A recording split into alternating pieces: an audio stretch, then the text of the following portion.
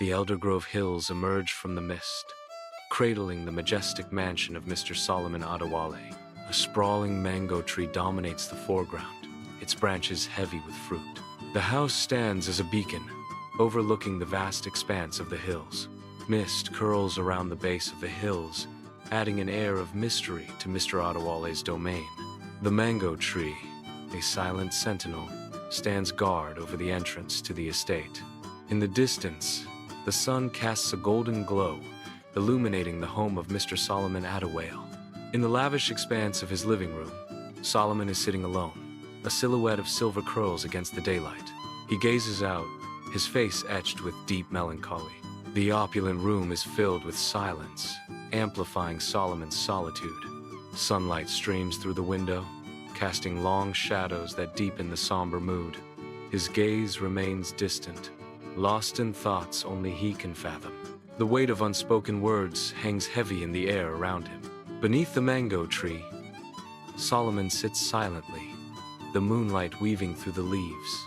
The leaves rustle softly as Solomon gazes up at the stars, a solitary figure against the vast night. His voice, a whisper lost in the night. "Oh, stars, you are so far away, but I feel your light." A deep sigh escapes him, a lament of solitude. "I am so lonely." Longing fills his voice as he whispers, "I wish I knew who truly loved me." Clarissa enters Solomon's bedroom, the morning light, revealing Solomon lying in bed, his face pale. Solomon's voice, weak but insistent, fills the room. "Clarissa, I need your help. I need you to help me fake this illness." Clarissa hesitates, her reluctance evident. "Fake it?" "Solomon, I don't know." After a moment of consideration, Clarissa agrees. "All right, Solomon, I'll help you." Solomon lies buried beneath heavy blankets, feigning illness with dramatic sighs. Clarissa hovers nearby, her face etched with concern as she watches over Solomon. She gently dabs Solomon's forehead with a cool cloth, her touch delicate.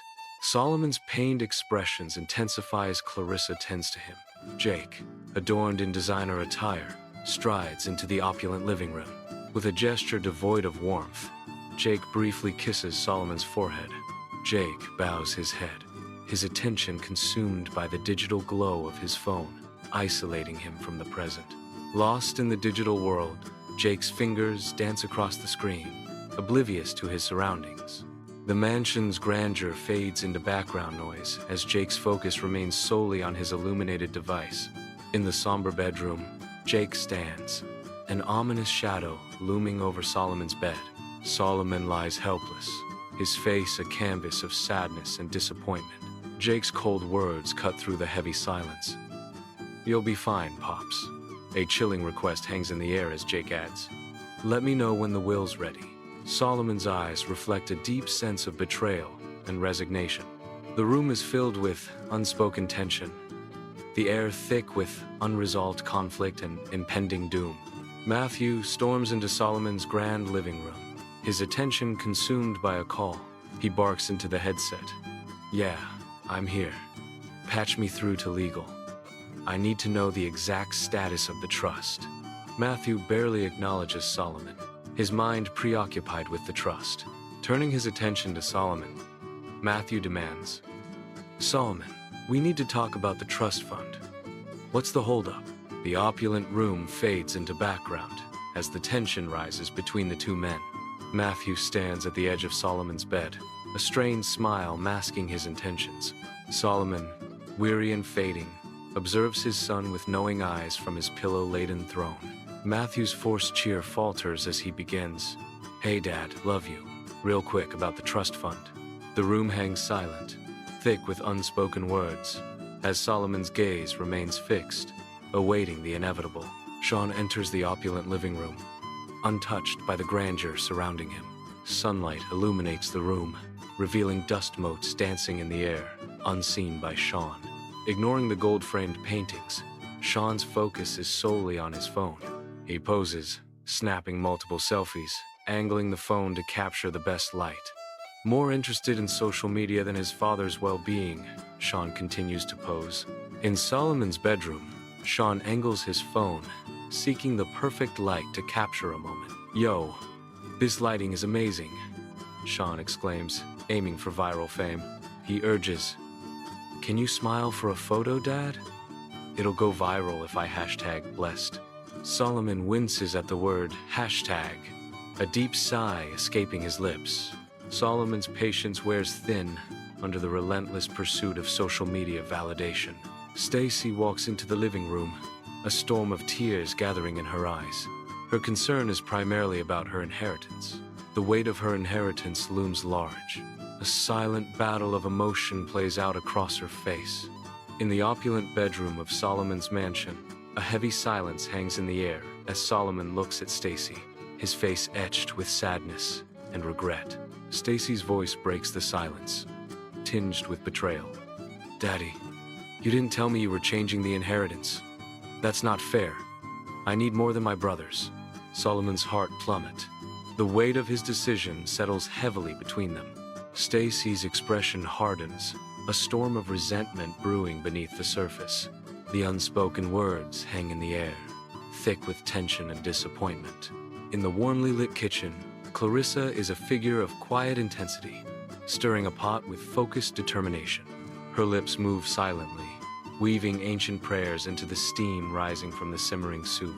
Unseen, Solomon lurks in the doorway, an intent observer shrouded in shadow.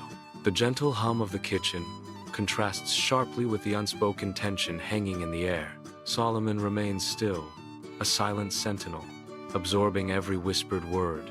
Clarissa's whispered prayers fill the room, a shield against unseen forces. In the quiet of Solomon's bedroom, Clarissa sits vigil, her gentle humming filling the space with warmth. Solomon lies in bed, his gaze fixed on Clarissa, a sea of gratitude reflected in his eyes. The melody of old folk songs weaves a comforting spell, wrapping Solomon in a blanket of peace. His eyes, though weary, sparkle with appreciation for the woman by his side. In the serene stillness, their bond deepens, transcending words in a silent exchange of love and thankfulness. Rain and thunder rage outside, a symphony of sorrow mirroring the storm within Solomon's bedroom. Solomon, pale but resolute, rises in bed, his gaze meeting the hopeful yet fearful eyes of the children. The children huddle together, their faces reflecting a blend of anticipation and heartbreak as they await Solomon's final words. In the dimly lit room, the impending goodbye hangs heavy, each raindrop a tear in the night's mournful vigil. In a grand bedroom, Solomon sits upright in his ornate four-poster bed, a fortress of wood and fabric. His children encircle him, their faces a mixture of concern and expectation. Solomon declares with unexpected strength, "My dear children, I am not dying." He claims to have seen the truth, a revelation that hangs heavy in the air. "While you counted your inheritance, Clarissa counted my heartbeat." A chilling accusation pierces the room, revealing a daughter's perceived betrayal. The opulent bedroom holds its breath, a tense silence reigning until Stacy's accusation shatters the calm. Her voice cuts through the air like glass. "You lied to us." Jake reacts instantly, his face a mask of confusion and disbelief. His question hangs heavy in the air. "What kind of test is this?" The silence returns, heavier now, filled with unspoken questions and mounting tension. In the dim light of Solomon's bedroom, Clarissa stands paralyzed, her expression hardening into a mask of shock. An invisible force seems to strike Clarissa, causing her to recoil slowly. Her voice trembles as she speaks, her words echoing in the silent room. "Sir, I never wanted anything from you," Clarissa confesses, her voice barely a whisper in the vast mansion. She continues, "Not your wealth, not your mansion, just your health and peace." In the soft light of the bedroom, Solomon awakens, his face radiant with a genuine smile.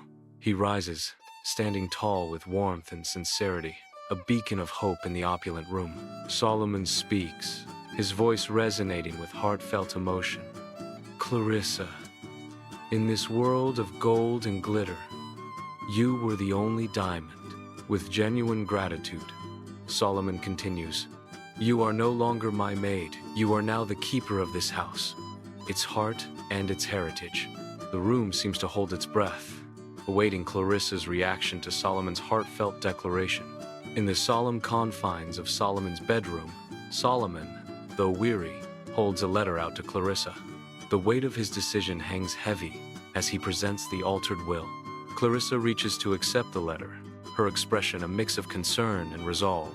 Nearby, the children look on, disbelief etched deeply into their faces. In the opulent bedroom of Solomon's mansion, Solomon sits on the edge of the bed, his stern gaze fixed on his children. His voice resonates through the room, filled with expensive furniture and artwork, as he sets the terms. "Earn your inheritance by serving others. 1 year of honest work. No shortcuts, no silver spoons. Only then will you know the value of love, like Clarissa does." The sky bursts with color as the sun ascends, casting a golden glow over Eldergrove Hills. Beneath the mango tree, Solomon, Clarissa, and others gather, their faces lit by the rising sun. In comfortable silence, they share a moment of peace, watching as the world awakens. The sweet scent of ripe mangoes fills the air, a gentle reminder of nature's bounty. Sunlight filters through the mango tree, casting a warm glow as Solomon gazes at Clarissa. Clarissa returns Solomon's gaze, the dappled sunlight dancing across her face. Solomon's voice carries softly on the breeze. "Sometimes, the richest treasures are found not in gold, but in those who stay when the world walks away." A serene moment hangs between them, underscored by the rustling mango leaves. Eldergrove Hills stretch out under the bright sun, their green slopes promising peace. Nestled among the hills, a majestic mansion stands as a symbol of enduring love. Sunlight bathes the mansion, casting a golden glow over the lush greenery.